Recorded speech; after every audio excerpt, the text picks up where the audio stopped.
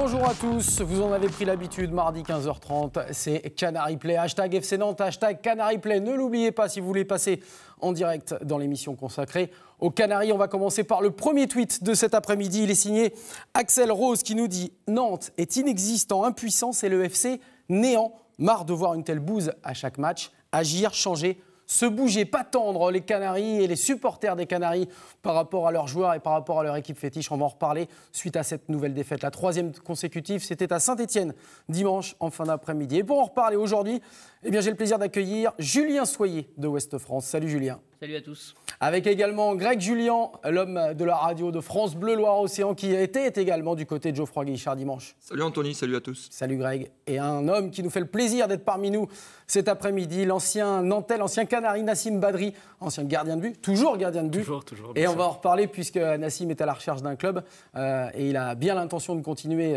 son parcours footballistique. Et on en reparlera bien évidemment tout au long de cette émission. Mais on va commencer par revenir chacun votre tour sur ce qui s'est passé dimanche. On le disait, troisième défaite consécutive. Julien, tu étais du côté de Saint-Etienne dimanche également. Qu'est-ce qui s'est passé ? Le FC Nantes n'y arrive plus ? Non, le FC Nantes est totalement impuissant. Il y a eu des bonnes intentions, un peu mieux que contre Bordeaux et contre Rennes. Mais à l'approche du but adverse, à 30-35 mètres, il n'y arrive plus. Il n'y a plus de justesse, il n'y a plus de combinaison. C'est le néant, effectivement. Le mot est très bien choisi. C'est le néant. C'est le néant, Greg, pareil, tu étais du côté du Forez ? Ouais, c'est toujours un peu le même scénario à l'extérieur avec le FC Nantes. On connaît la fin, hein. On connaît toujours la fin avec le FC Nantes. Ça fait 9 mois que ça dure. Non, mais il n'y a pas de suspense. On sait très bien que si les Nantais viennent à concéder un but dans le match à l'extérieur, ils sont incapables ensuite de gagner. En 2015, une fois, ils sont revenus au score après avoir été menés au score à l'extérieur. Voilà, c'est toujours le même scénario et ça s'est vu. Ils ont été totalement fragilisés après avoir concédé ce premier but. Nassim, tu n'es pas retourné à la Beaujoire depuis la fin de saison dernière. En revanche, tu suis toujours les Canaries ? Ouais, j'ai regardé tous les matchs sauf un à la télé. Je les suis évidemment, ça reste le club que je supporte. Alors, justement, nous, on aimerait bien avoir ton avis sur ce FC Nantes du début de saison, qui avait pris des points sans vraiment bien jouer, mais qui avait pris des points, et puis là, qui n'y arrive plus. Le constat qu'on peut faire, c'est qu'ils sont très, très, très inefficaces devant. C'est compliqué. Déjà, ils ne se procurent aucune occasion. Donc c'est peut-être un petit peu prématuré de parler d'inefficacité, comme j'ai pu le dire précédemment. Après, je pense qu'il faut aussi relativiser leur début de saison, parce qu'ils nous avaient habitués ces 2 dernières saisons à bien débuter. Mais il faut aussi dire que ces 2 dernières saisons, les rencontres face aux gros étaient venues un peu plus tard. Un peu plus tard, il y avait eu des points de prix face à des équipes moins huppées, on va dire. Ouais, un peu plus au niveau des Nantais. C'est ça. C'est pour ça qu'il faut laisser passer la série. Je ne pense pas tirer de conclusions trop hâtives. Et une fois que le FC Nantes rencontrera des équipes de son championnat, là, on pourra parler. Pas d'accord, Greg ? Si, non, totalement d'accord, mais j'avais cru comprendre en début de saison que le championnat du FC Nantes, désormais, c'était entre la première et la 10e place, la première partie du championnat. C'est ce qu'a réclamé le président Kita. C'est ce qui a été dit en début de saison. Donc, bien sûr, de ne pas gagner tous les matchs, c'est heureusement, parce que sinon, on serait inquiet. Mais certains de ces matchs-là, on pouvait penser que les Nantais pourraient faire un petit peu mieux dans ce qu'ils proposent. Même si je suis d'accord avec Julien, ça a été mieux à Saint-Etienne que lors des 2 derniers matchs. Ça pouvait pas mais être pire, on pouvait se dire, tiens, les Nantais peuvent accrocher, prendre un petit peu des points face à ces formations qui vont jouer le haut du tableau. C'est pas le cas. Donc le FC Nantes a peut-être le même niveau que l'année dernière. On verra ça bien évidemment, mais on le disait sur la twittosphère, vous n'êtes pas tendre et même parfois dur, comme Bangouris qui nous dit, bon, sinon à part ça, notre FC Nantes a été nullissime ce dimanche après-midi, le néant absolu, la négation du football. Ou encore, au moins l'an passé, nos purges se finissaient en 0-0. Ça faisait toujours un point. Là, tout est à jeter. Quelle faiblesse. C'est signé FCN Vidéo. On va revoir, pour se faire un petit harakiri, les 2 buts stéphanois face au FC Nantes, donc dimanche du côté du stade Geoffroy Guichard. Et voilà les images avec ce déboulé de Bamba, Lenjani qui est pris de vitesse, Sana qui lui aussi n'arrive pas à enrayer la belle mécanique stéphanoise. Et puis derrière, quelle conclusion du pied gauche du jeune Bamba, 20 ans, à peine 20 ans, le stéphanois. Puis le deuxième but en deuxième période, en tout début, la chandelle. Derrière, on est 3 Nantais à essayer de stopper Beric, l'attaquant stéphanois.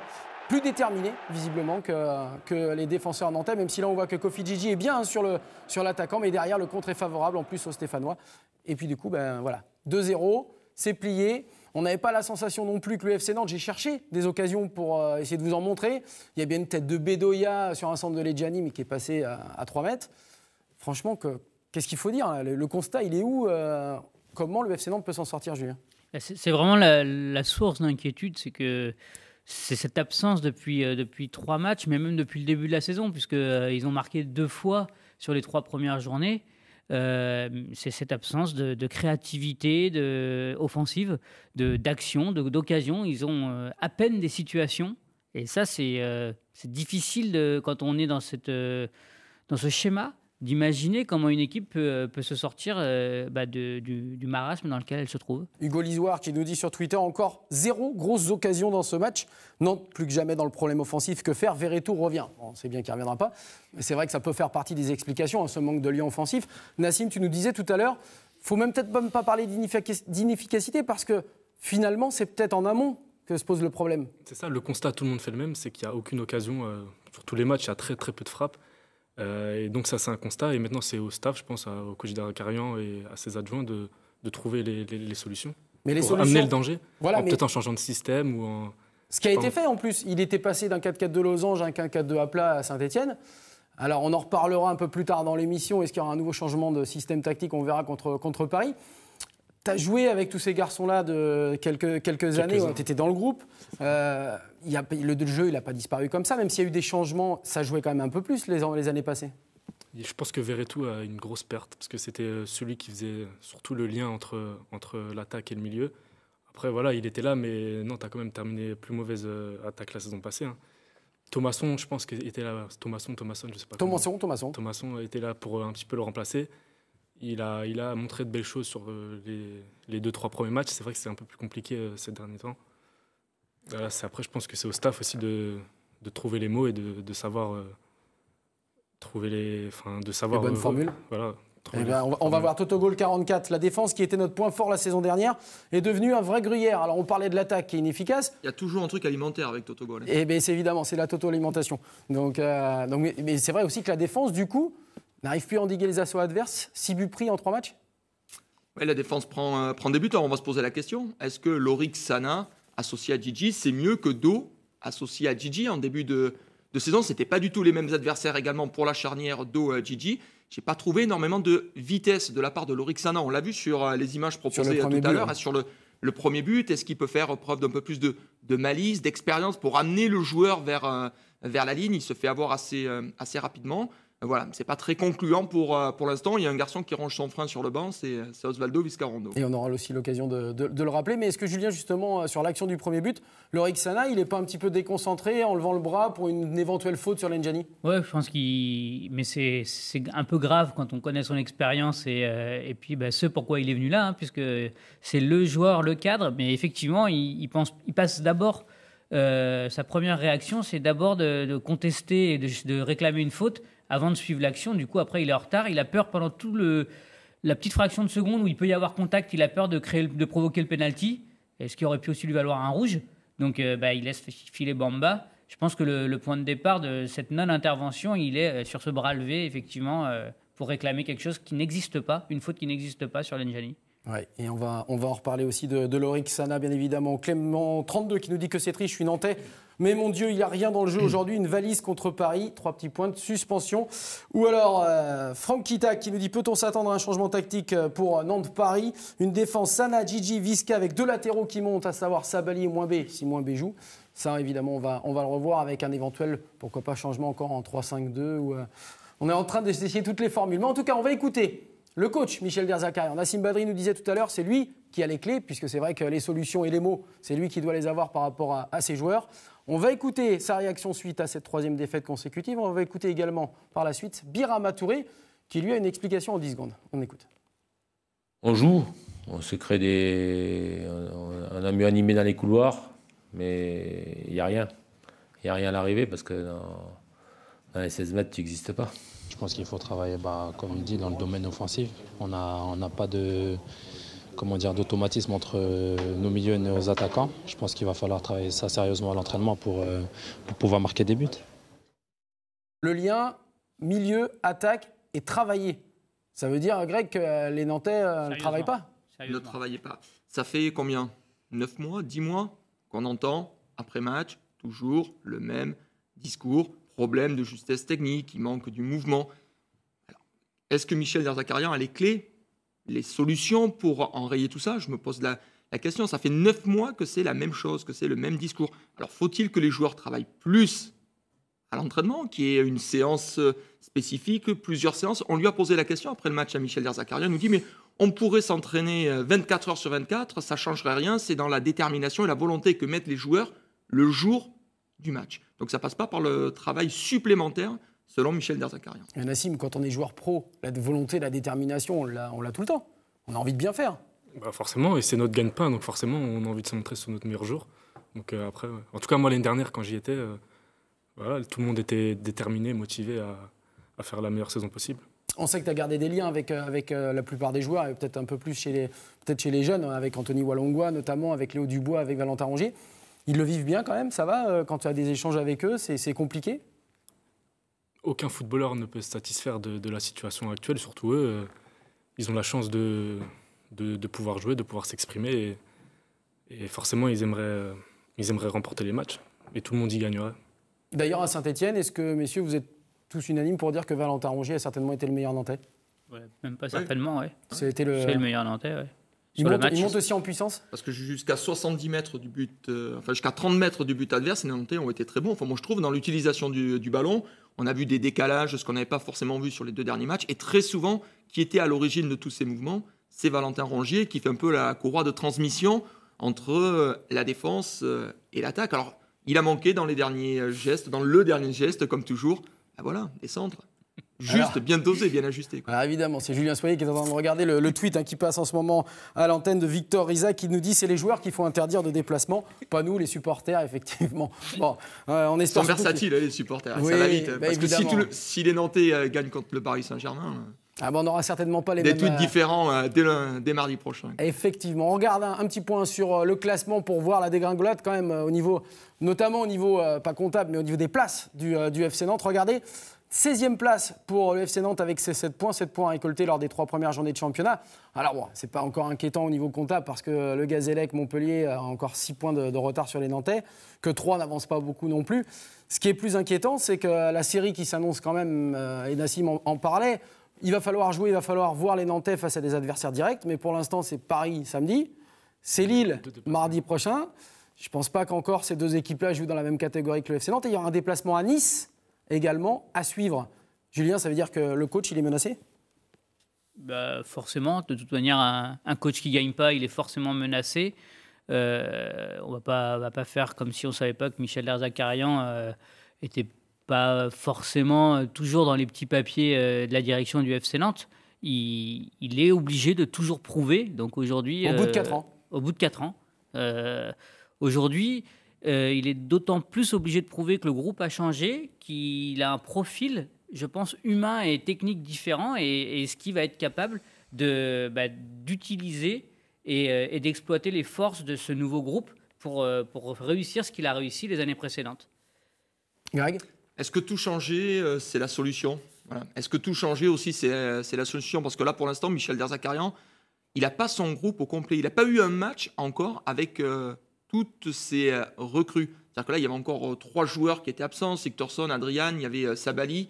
Voilà. Sigthorsson, Adrian, Sabali, ils ont joué quand même depuis le début de la saison. Oui, mais personne n'a joué en même temps. Il y a toujours eu soit des joueurs blessés, enfin, il n'a jamais eu son équipe au complet, il n'a pas pu travailler sur 4-5 matchs avec son équipe au complet. Il y a des joueurs comme Sana qui sont arrivés fin août. Donc voilà, c'est assez compliqué. Et tout changer d'entraîneur là, est-ce que c'est la solution ? J'en suis pas sûr. Maintenant, est-ce que le président Kita aura la même patience que moi et la même vision que moi? J'en suis pas sûr, parce que si après Nice, et je le souhaite pas pour les Canaries, il y a 6 défaites consécutives, et je pense qu'il y a une trêve internationale qui arrive, et ils en profiteront sans doute, les dirigeants nantais, pour changer d'entraîneur. Alors, il y a un chiffre là-dessus, saison 96-97, j'aime bien me plonger dans le passé et voir ce que ça a donné. Les Nantais, ils avaient commencé par 5 défaites lors des 7 premières journées. Alors à l'époque, on aurait pu dire il faut changer Jean-Claude Suyodo et tout. Mais après, ils ont eu une victoire 7-0 contre Nice. Ils enchaînent 30 matchs sans défaite. Alors, je ne suis pas sûr que les Nantais aient les mêmes joueurs, le même entraîneur. Il faut aussi savoir se plonger un petit peu dans l'histoire et se dire que quelquefois, changer, ce n'est pas toujours la bonne solution. Valgab qui nous dit sur Twitter, joueur avec des qualités mais profil hétérogène. La clé est le travail et l'engagement de tous dans un même projet. Eh bien, on va voir aussi sur ce match face à Saint-Etienne, c'était le retour de Rémi Rioux dans les buts. Et puisqu'on a un gardien sur le plateau de Canard Play, on va en profiter. D'abord, messieurs, il a eu beaucoup de travail, Rémi Rioux, à faire. On va voir son seul arrêt, pour moi, du match. C'est cette frappe d'Esséric où il se couche parfaitement. Nassim, un petit mot d'abord sur Rémi Rioux et sur ses qualités. Ou ses défauts. Non, mais je pense que par rapport à ce qu'il a pu montrer depuis qu'il est à Nantes, que ce soit en Ligue 2 ou même depuis ses dernières saisons en Ligue 1, je crois qu'il fait partie, sans aucun doute, des meilleurs gardiens du championnat. Peut-être derrière Enyama et Mandanda, mais il est dans le groupe qui suit avec Costil. Dans le top 5 ? Dans le top 5 avec Costil, Ruffier. Il fait partie assurément des meilleurs gardiens du championnat. On avait des craintes sur le retour de Rémi Rioux, sur sa blessure, parce que c'est vrai qu'on se disait, est-ce qu'il va vraiment rejouer ? Est-ce qu'il ne faut pas patienter une semaine supplémentaire ? Il a été convaincant ? Il a fait à peu près le boulot. Moi, je l'ai trouvé un peu moins rassurant que les matchs précédents. Dans quel domaine ? Dans ses prises de balles. Il a eu une sortie un peu hasardeuse en fin de match. Il a un contrôle du pied qui est à la limite de sa surface. Il s'en sort bien. Hein, il a l'expérience aussi, donc il n'y a pas de conséquences. Il ne peut rien faire sur les 2 buts, ça c'est indéniable. Mais il n'a pas dégagé la même assurance. C'était un retour. C'est pas toujours facile, et c'était un retour dans une équipe qui venait de prendre 4 buts et qui a assez rapidement finalement encore encaissé un but. Donc peut-être ceci explique cela, mais je l'ai trouvé moins rassurant que sur ce début de saison, les 4 premières journées où il avait vraiment été étincelant. Rémi Rioux, capitaine de nouveau, de retour. Il n'y a pas eu grand-chose à faire dans ce match. Parce que Saint-Etienne n'a pas non plus énormément d'occasions. C'est une petite équipe de Saint-Etienne qu'on a vu très très efficace, mais sur les 20 premières minutes, si les Nantais sont un peu plus incisifs, ils sont capables de mettre cette équipe stéphanoise en difficulté, capables de marquer. Après, Saint-Etienne, voilà, bien en place, pas de souci, mais je n'ai pas vu une grande équipe de Saint-Etienne sur ce match-là. Il y a même du déchet technique au milieu chez Saint-Etienne. Effectivement, on a vu pas mal de problèmes à ce niveau-là. Fabien Gourdon qui réagit sur Internet et qui nous dit sur Twitter, pourquoi on ne fait pas jouer notre meilleur buteur, Jérémy Sorbon ? Alors effectivement, ça a été l'un des 2 buteurs nantais, mais c'est un Guingampais. C'était contre son camp. Nassim Badri nous disait tout à l'heure, les Nantais nous avaient habitués à un gros départ chaque début de saison. L'an passé, en 2014-2015, c'était 30 points à la trêve, quasiment maintenu. Regardez ce chiffre qui va apparaître. Ça va être la moyenne de points obtenus par le FC Nantes en 2015, sur les deux saisons.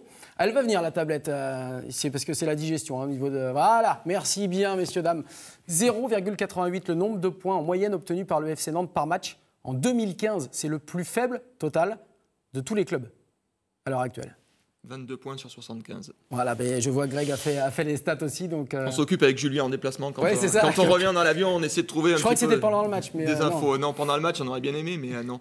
Bah oui, voilà. Tout est dit, ce chiffre, tout est dit. Et pour obtenir son maintien, il faut un chiffre au-delà de 1, je crois. Oui, supérieur à 1,16 ou 17, quelque chose comme ça. Voilà. Si les Nantais restent sur ce rythme de croisière, ça sera compliqué pour le maintien, quoi. Ça peut pas être le cas, Julien, qui reste à cette moyenne-là, c'est pas possible. C'est à souhaiter que non. Après aujourd'hui encore, moi, mon inquiétude, c'est cette difficulté à porter le danger sur la cage adverse. Et du coup, ça a un impact sur toute la défense. Je voyais un tweet passer sur Gigi, responsable à 50% de 3 buts. Oui. Je trouve ça un peu sévère parce que quand on a une attaque qui est aussi en souffrance, qui souffre autant pour se créer des occasions, je pense que l'impact sur la défense est tout aussi important parce que les vagues reviennent, ils savent que s'ils prennent des buts, ils ne savent pas comment ils vont en marquer. Donc là, il y a vraiment un équilibre à trouver pour retrouver la solidité défensive. Il faut être capable de porter le danger. Donner envie aux défenseurs de croire qu'on peut marquer, que le FC Nantes peut marquer. Et actuellement, c'est ça le problème. C'est ça le problème. Nassim, quand tu as fait une grosse saison complète en CFA l'an passé, si je ne m'abuse, est-ce que tu as connu aussi par le passé des débuts de saison comme ça où tu sentais que dans le jeu, c'était compliqué, que les gars n'y arrivaient pas ? Vous parlez de l'équipe réserve.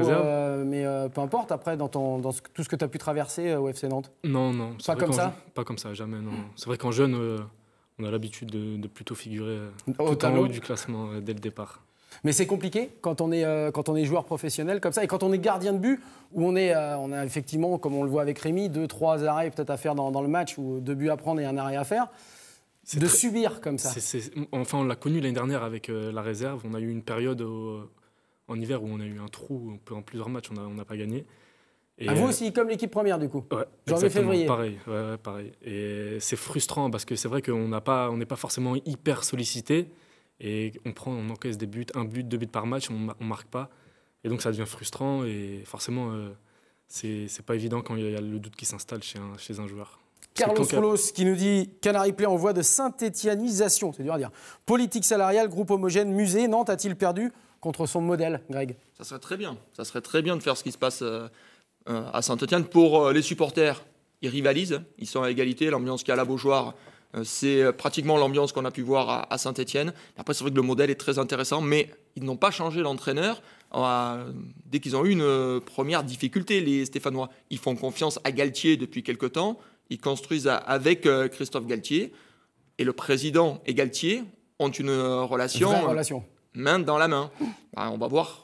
Parce que jusqu'à présent, tout allait bien. Au FC Nantes, il y a eu la remontée. Il y a eu ces 2 saisons un peu dans la difficulté, parce qu'on ne pouvait pas recruter, pas dans la difficulté des résultats, mais dans la difficulté pour construire peut-être un peu plus vite en termes de recrutement.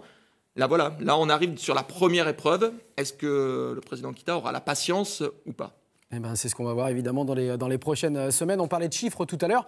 C'est Ibanero qui nous dit 3 points en 6 matchs en 2006-2007, 4 en 2008-2009, 7 pour l'instant, mais une désagréable sensation de délitement. On va reparler des schémas tactiques proposés par Michel Derzakarian. On le sait, le recrutement il a été basé sur le 4-4-2 en losange. On a recruté des joueurs pour ce système-là. On voit que depuis, on l'a fait les stats mardi dernier sur Canary Play, c'était 6 buts marqués en 11 matchs avec ce schéma tactique, ce 4-4-2 en losange. On est repassé à 4-4-2 à plat. Est-ce que contre Paris, qui n'est pas une petite équipe, Michel Derzakarian ne va pas avoir vraiment la sensation de vouloir un petit peu bétonner? Moi, je pense que ce n'est pas forcément contre une équipe comme Paris qu'il faut avoir envie de bétonner. On sait que Paris, de toute façon, au contraire, Bordeaux les a inquiétés en essayant d'avoir le ballon. Alors je sais, Michel va dire bétonner, ça ne veut pas dire ne pas avoir le ballon, et il a raison. Tu fais bien, Michel. Mais je pense que non. Moi, ce que j'aimerais voir, en fait, c'est un petit peu de continuité. Greg l'a dit. On n'a jamais joué avec le FC Nantes, n'a jamais joué. Michel Derzakarian n'a jamais pu compter sur ces 2 latéraux qui, dans un 4-4-2 en losange, avaient un rôle important pour apporter de l'énergie et des dédoublements dans les couloirs. Est-ce que c'est pas mettre un peu de pression sur Mouimbe et Sabali, notamment, puisque c'est 2 dont on parle, pour ce match-là?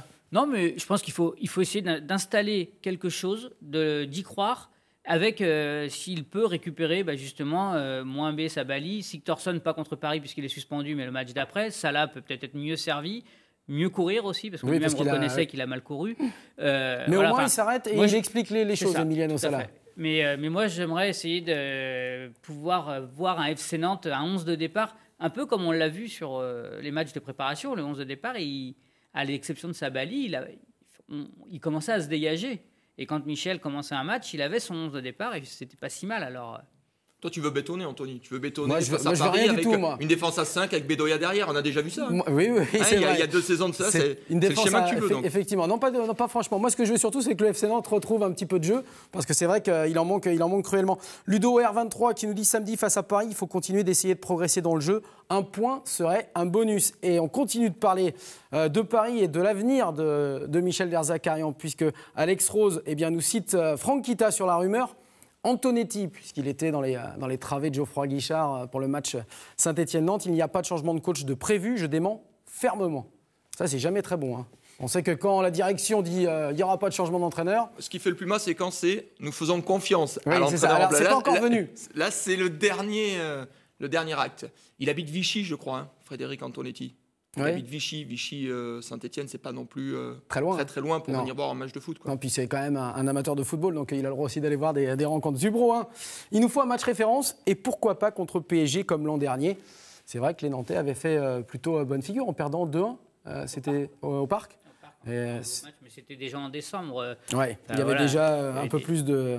Alors, est-ce qu'on peut s'attendre justement à un changement tactique? C'est ce que nous demande THFCN. Pour Nantes-Paris, une défense Sana, Gigi et le retour de Visca derrière. Moi, je pense qu'il ne faut plus changer de système de jeu. On garde un système de jeu, celui qui est en place, le 4-4-2, et on perd. Aplati. Non, mais voilà, on essaie de le faire bonifier, ce système de jeu. Si tous les week-ends, il y a un système de jeu différent, mais les joueurs, comment ils vont se trouver? Enfin, je sais pas, On peut poser la question à Nassim. C'est différent parce qu'il est gardien, donc lui. Oui, mais il voit la mise en place. Voilà. Est-ce que c'est compliqué de passer d'un système à un autre, ou est-ce que les joueurs finalement sont vraiment pros pour le faire sans problème? Franchement, je pense que c'est compliqué, surtout dans l'aspect défensif. Si ça change, si les joueurs changent tous les week-ends, c'est très compliqué. Il y a une perte de repères qui se fait assez rapidement et du coup, ça peut être compliqué. Ouais. Bon, eh bien, écoutez, on verra en tout cas ce qui va se passer. Ce sera samedi 17h30 du côté du stade de la Beaujoire. Allez, un petit peu d'optimisme avec Charlène M44 qui nous dit dur, mais on ne va pas lâcher notre FC Nantes. Allez les gars, on compte sur vous. Rendez-vous samedi avec tous les chants. Et puis un petit hommage à notre ami Karzadarian qui suit Nassim Badri depuis un petit moment et qui nous dit bon canard play à toi mon gamin Nassim Badri. Un footeux qui parle comme un philosophe. Ça va en surprendre plus d'un, et c'est vrai qu'il s'exprime très très bien, Nassim Badri. Il met la pression, lui. Ah oui, il met la pression, effectivement. Mais il a l'habitude de la mettre, il aime bien aussi. Il aime bien la pression aussi, oui, ça c'est sûr. Quel dommage, et c'est encore lui de ne pouvoir assister à ce Canary Play. J'avais pourtant bien besoin de recharger mes Badri. Voilà, il est également avec beaucoup d'humour, notre ami Karzadarian, qu'on salue donc au passage. Simono49, samedi, peu importe le résultat, on veut un autre visage et un semblant d'espoir pour la suite. C'est ce que tout le monde attend ici, du côté de l'environnement du FC Nantes, des joueurs, des supporters, mais également de notre part, des médias, parce que nous, on aime plutôt voir le FC Nantes gagner. À commenter, c'est plus sympa. À faire les résumés du côté de la presse écrite également. Et pour les spectateurs, j'imagine, Nassim, de voir un FC Nantes comme ça, c'est nettement plus agréable. Un mot également avec vous, Nassim, sur votre avenir, puisque vous n'avez pour l'instant pas de club. Vous étiez en fin de contrat. Ça n'a pas été renouvelé au mois de juin. Non. Que faites-vous à l'heure actuelle ? Je suis à la recherche d'un club, je suis libre en attente de signer quelque part. Je m'entretiens tous les jours tout seul, physiquement, pour maintenir la forme et être prêt lorsque je signerai dans un club. Vous avez reçu des propositions d'ores et déjà depuis la fin juin ? Ouais, il y a eu des contacts établis avec des clubs en France et en Europe. Rien de concret, pas de contrat proposé. Il y a eu des propositions concrètes émanant de l'étranger. Je n'ai pas préféré y donner suite, j'ai préféré patienter pour voir ce qui allait se passer en France ou en Europe. Ça peut évoluer si jamais il n'y a pas de propositions justement concrètes en Europe, parce que là, les propositions, on ne va pas se le cacher, c'était au Maghreb. C'est ça. Est-ce que vous seriez amené justement à pouvoir arrêter le football si jamais il n'y avait pas de proposition, ou à jouer en CFA ou faire carrière en CFA, certainement pas. Y jouer, ce serait plus du plaisir, mais voilà. Le football là passerait en second plan et derrière j'essaierais de construire ma vie professionnelle en retournant à l'école et en me formant pour un métier futur. On rappelle Nassim Badri qui a un bac en poche, qui a également une année de management au sens du côté du FC Nantes et qui il pourrait bien reprendre ses études. Mais on ne lui souhaite pas, on lui souhaite surtout de retrouver un club. C'est pas souhaité. Non, on lui souhaite de retrouver bien évidemment un club niveau national et plus. Ouais, ce serait déjà bien pour repartir. Bon, on vous souhaite plein de bonnes choses. J'espère que tout le monde et tous les clubs de la région et d'ailleurs ont entendu sur le net et sur notre site internet France 3 Pays de la Loire que Nassim Badri était libre, disponible, un bon gardien, et même s'il fait qu'1m81, puisque c'est pour ça qu'il n'a pas été conservé, c'est un grand joueur et donc il faut venir le chercher. Merci beaucoup Greg Julien. On te retrouve samedi soir du côté de la Beaujoire.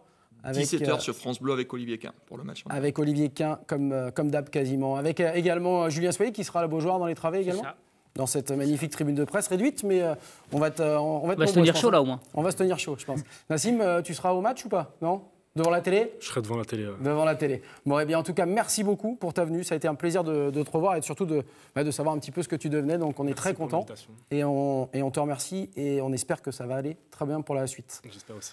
On se retrouve, nous, mardi prochain pour un nouveau numéro de Canary Play. N'oubliez pas, la VOD dans très peu de temps sur notre site internet disponible. N'oubliez pas non plus, quand vous envoyez vos tweets, hashtag FC Nantes, hashtag Canary Play. On remercie tout le monde, évidemment, en régie, tout le monde ici sur le plateau. Et on se retrouve dimanche prochain, samedi pour Nantes-Paris, 17h30, et mardi pour Canary Play. Bye bye.